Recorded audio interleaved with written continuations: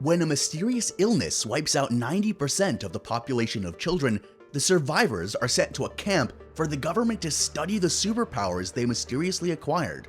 One of them, deemed to be the most dangerous one, escapes when she learns she'd be killed because of it. Will she survive? Hello and welcome to our channel.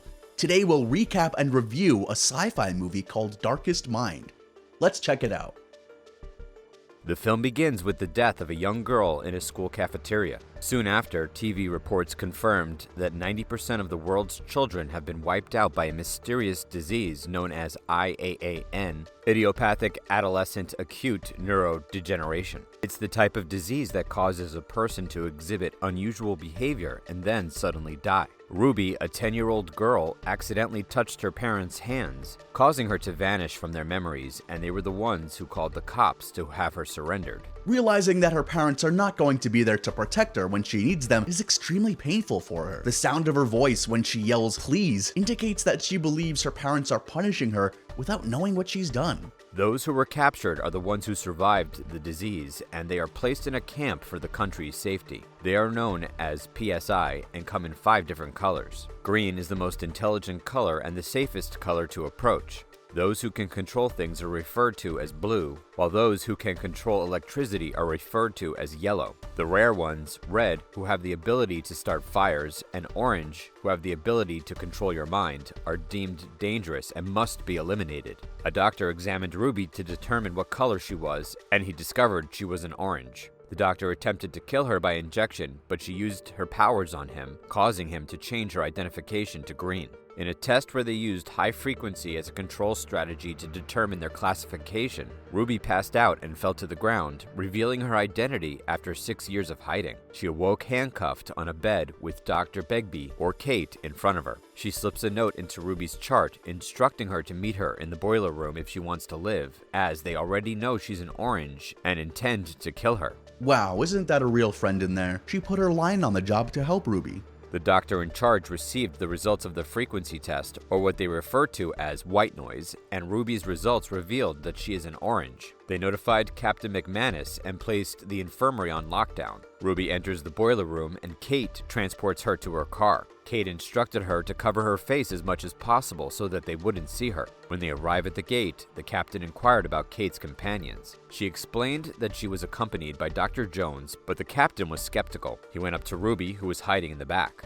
As he touches her shoulder to get her to look at him, she uses her powers on him and manipulates him into believing he is ill, and then he lets them pass through the gate. They were able to flee far from the camp. Kate claims to be with the Children's League, an anti-camp organization, and proceeds to give her a pendant that is also a tracking device. They soon arrive at the deserted gas station where Kate's boyfriend Rob is waiting. He handed Ruby some clothes and told her to change in the abandoned grocery store. She touched the back of Rob's hand, causing her to see a flash of Rob's memory of how he mistreated someone at the camp. She began to doubt their intentions toward her. She was able to change her clothes when she noticed a child at the back of the store. She tried to approach her, but the child used her electric power to flee. When Rob and Kate realized what was going on, they ran after her while Ruby chased the little girl. She noticed the little girl enter a van labeled Betty Jane Cleaning. She begged the child to let her in because Rob and Kate were after her. She convinced her and she let her in the van. As Rob and Kate summoned Ruby, Liam and Chubbs, or Charles, entered the van. She realized that the small girl is Zoo, an 11-year-old with yellow abilities, and that these people had also fled the camps. They were pursued by Rob and Kate as well as Lady Jane, one of the tracers who searches for missing PSI teens. They defended themselves by combining their powers, and they succeeded in driving the cars off the road. She tries to leave after they stop on a peaceful road. Liam, the charming one with blue abilities, and Chubbs, the sarcastic yet highly intelligent one with green abilities, explained that they are heading to the East River, a compound run by the infamous Skip Kid, where the other survivors are safe and well fed. They shared a snack and went on their way to the East River. Meanwhile, at the camp, Captain McManus realizes Ruby has escaped and kills the doctor who studied her. He then instructs the tracers to go after her. As they make their way to the East River, Ruby and Liam can't help but become attracted to one another. However, Ruby is hesitant to get involved for fear of unintentionally wiping herself from his memory. That's acceptable given that she had already experienced trauma from her parents' behavior towards her. She may also be afraid that they'd inform the tracers.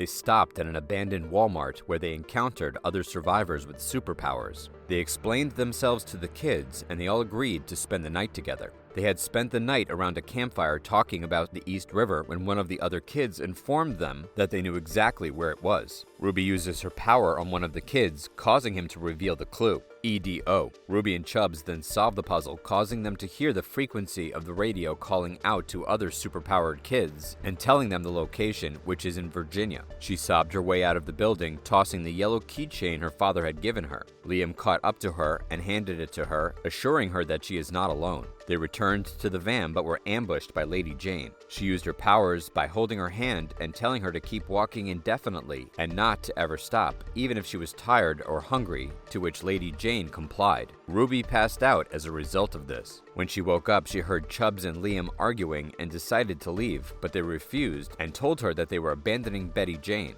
She told them that she was afraid they would be afraid of her if she told them about her powers because she couldn't control them, so she didn't kiss Liam. They said it was fine and that they'd known she was an orange since day one. This just goes to show how devoted Liam and Chubbs are to her and how they'll always be by her side. Before heading to the East River, they decided to abandon Betty Jane, their beloved minivan, in the woods, leaving it with yellow flowers. They walked through the forest's uneven ground to the grassy fields and down the lonely train tracks where they saw the word EDO formed out of twigs and stones. Their excitement was short-lived as they were met with armed soldiers. They bury their heads on the ground, but one of the soldiers recognizes Liam and confirms that they have reached the East River. They met with the Skip Kid, Clancy, the president's son, who was honored to meet them. They were led to Cabin 18 to get ready for tonight's party. It was a prom party complete with dancing and a bonfire. Liam invited Ruby, bringing her in front of him with his powers. He complimented her on her beauty, and they danced under the multicolored lights, allowing each other to feel the intensity of their emotions. Not confirming or denying their growing feelings, but that night they let themselves into each other's arms, no words, just feeling the warmth of each other. Clancy summoned Ruby to his office the next morning. He tricked her by entering her mind and revealing how his father abandoned him. He then tells her that he can teach her how to control her abilities. They grow closer as time passed. He even allowed her to interfere with Chubbs and another kid's argument. He tells her to hold his hand while he examines all of her memories and realizes that her power is greater than his. Liam eavesdropped on their conversation, during which Ruby stated that she never met anyone like Clancy. When Ruby returned to their cabin, she was confronted by Liam, but the argument escalates to which he even eventually left the cabin. Liam is jealous. Ruby. She tried following him to the forest, but saw Chubbs along the way, staring at the still waters of the lake. Meanwhile, Clancy is secretly messaging Captain McManus when Rudy enters his office and asks if Chubbs could use his computer to contact his parents. He declined on the condition that she let him control her mind again. They sat down and she allowed him to enter his mind. He explored her memories and tried to assault her. She realized it, punched him, and ran away, only to run into Liam on the way. He inquired as to what had occurred, but she refused to tell. When he asked again, she struggled, but he saw what happened through her memories in reverse, and they decided to leave. They gathered Chubbs and Zoo and proceeded to the unguarded path, but were ambushed by McManus and his troops. They aimed the guns at them, and Liam uses his abilities to push him against the wall. He sniffed suddenly, and a figure walked into the light, revealing itself to be Clancy, who is now controlling Liam's mind. He starts punching him multiple times while maintaining mental control because he is upset that Ruby chose Liam. Clancy let McManus punch Liam. Ruby intervened and uses her power against the captain, causing him to shoot his head and instructing Zoo to use her powers. They ran away from the scene. Clancy dispatched 2 helicopters to locate the 4. This awoke the inhabitants, causing chaos. Clancy controlled the minds of the Reds, who breathed fire everywhere and burned everything in sight. Clancy and the Reds travel slowly to Ruby. They threw fire at them, but Liam used his power to shield them with a freight container.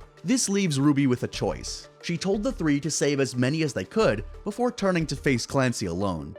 He approaches her slowly, his almond eyes flashing orange. Ruby maintains her position, using her powers against him by commanding the soldiers to shoot. Clancy, on the other hand, makes them miss the shots. Instead, he approached Ruby. He manipulated the soldiers to kill each other. He shifted his gaze onto her and told her he wanted to take a piece of her and make her his. She struggles but fights back by taking control of the helicopter and crashing it. Chubbs pursue her and they both fall into the forest. He was severely injured. She recalls the pendant and decides to use it to seek assistance. Liam discovered them still waiting in the forest behind the lake the next morning. He assures her that Zoo is safe with a group of children. She tells him he must leave, but claims he does not want to leave. Kate appeared a few moments later, along with Rob and 2 soldiers. Ruby woke up inside the League's mansion. Kate explains that she is safe and that Chubbs is in the hospital. She informed her that Liam would not leave, even if she asked him to. Robbie stated that she needed to speak with him. Kate walks her into Liam's bedroom. She walks in and hugs him from behind, spending one last moment with him. She tells him that she would do it all over again if it meant meeting him,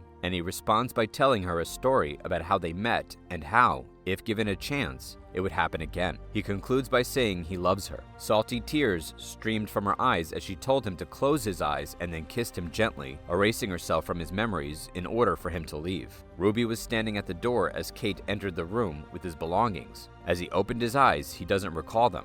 Ruby hands him his belongings and tells him to leave. Ruby's tears fall from her deepest eyes as he walks away, warning him to be careful. He leaves with Ruby's keychain dangling from his backpack. In the end, Chubbs is being cared for at the hospital, Zoo is with a protective family, Clancy is standing in front of the soldiers somewhere, and Liam is seen running into the forest. Ruby, on the other hand, stands in front of everyone with orange smeared on her forehead and hands, leading the children into a brighter future.